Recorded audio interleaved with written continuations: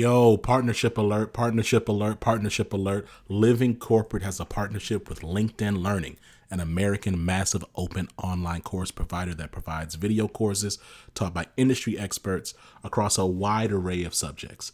Now, the partnership is because Living Corporate has courses on LinkedIn Learning focused on diversity, equity, inclusion for leaders, career professionals, and anyone really looking to upskill themselves and be better allies. So make sure you check out our courses on LinkedIn Learning by clicking the link in the show notes. And let's just say you don't want to do that. When you go to LinkedIn Learning on LinkedIn, search Living Corporate. We'll be right there. All right? Peace.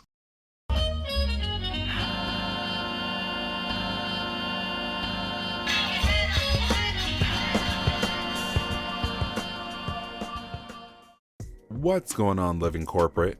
It's Tristan, and I want to thank you for tapping back in with me as I provide some tips and advice for professionals. On this episode, let's talk about a couple of resume issues you can resolve today. While I provide advice on all facets of careers, the most common questions I encounter involve the resume. These necessary but mysterious documents always bring about frustration and confusion, mainly because there's no one right way to write a resume, and everyone's career journey is unique. While I've spoken to a couple of resume mistakes you might be making previously, there are a few more issues that I think you can resolve fairly quickly. First, ditch the objective and move to a summary. A summary should be at the top of every resume you create, especially if you are someone who is trying to transition from one industry to another. Including a summary allows you to explain your unique value proposition, essentially why you are fit for the job, even if your previous experience may not be directly related. If you have an issue figuring out what to put in your summary, take a moment to search Google, Indeed, and LinkedIn for positions you want or similar to what you want. Identify the top 5 skills or qualities they all have in common. Figure out where or how you demonstrated that skill in previous jobs and utilize that to draft your summary. Next, don't leave any unexplained gaps in your experience. Recruiters and hiring managers have creative imaginations. If you leave your gap unexplained, they either assume that you're doing nothing during that time or begin to create stories about what happened and what you were doing during that time.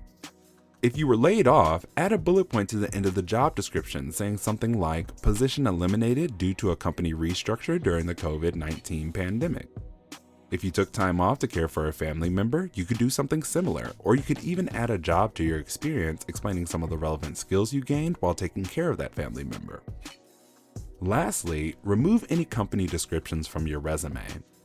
Many people utilize valuable resume real estate to describe their companies instead of their work. While I know it can be tempting to discuss what your previous employers did, especially if you worked at a small business or startup, your resume should be all about you. If a recruiter wants to know about the company, they will take the time to Google it. Remember, your resume is a document that should be selling your skills, the results you drive, and the value you provide. Don't waste precious space explaining your previous company. With resumes being incredibly important to the hiring process, you always want to keep at the forefront that this is a marketing document that should be tailored for the target audience you're trying to reach. There's no one-size-fits-all approach, but these tips can help keep your job search moving forward. This tip was brought to you by Tristan of Layfield Resume Consulting. Check us out on Instagram, Twitter, and Facebook at Layfield Resume, or connect with me, Tristan Layfield, on LinkedIn.